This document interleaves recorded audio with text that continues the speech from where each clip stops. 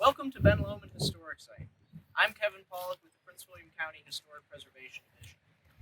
When you come visit us at Ben Lomond, you will find that there are 3 historic outbuildings as well as the main house available for you to tour.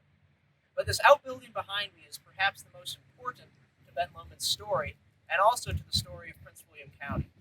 Behind me is one of only 3 original slave quarters still standing within the county itself. Built in approximately 1832, roughly the same year as the main house, this is the only slave quarters that we know of that was here at Ben Lomond that would have housed anywhere from 7 to approximately 12 enslaved persons that were living here at Ben Lomond in the years leading up to the American Civil War. While many of the stones and some of the original beams are still here inside this historic outbuilding, the building is actually not sitting in its original location. In 1979, a group of historic preservationists decided to save this building from the wrecking ball, and they moved it to a mirror image of where it once sat opposite the main house here at Ben Lomond. They recognized, just as we do today, the importance of this building in telling the story of the enslaved and the story of African American history here in Prince William County. The historic Ben Lomond slave quarters has 2 living spaces inside.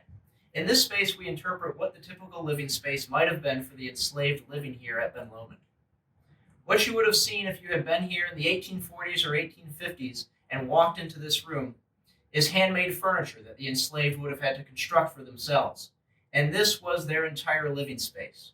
Kitchen, dining room, living room, and bedroom was all built into this one space. Perhaps anywhere from 5 to 7 enslaved people would have lived in this building, and they probably would have been divided into separate families that would have lived together.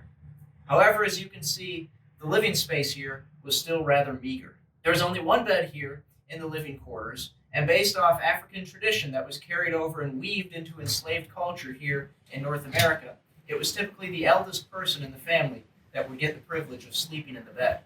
Everyone else might sleep on the floor, sleep outside, or sleep on straw ticks arrayed on the floor here of the living quarters itself. Slave owners were expected to provide their enslaved with meager rations throughout the year, as well as some form of clothing.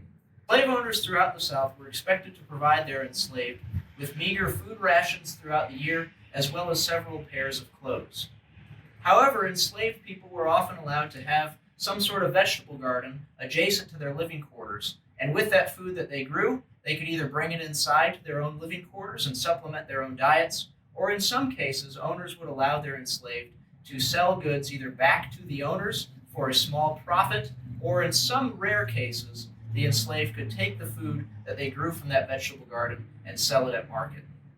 However, despite that, the money that enslaved earned from some of the goods that they might have sold at market was not nearly enough to purchase their own freedom. But this was really the only private space. The only thing that the enslaved had to themselves was this space here. However, based off Prince William County law, in the wake of several violent slave rebellions in Virginia and throughout the rest of the South, even this place was not truly private for the enslaved families here.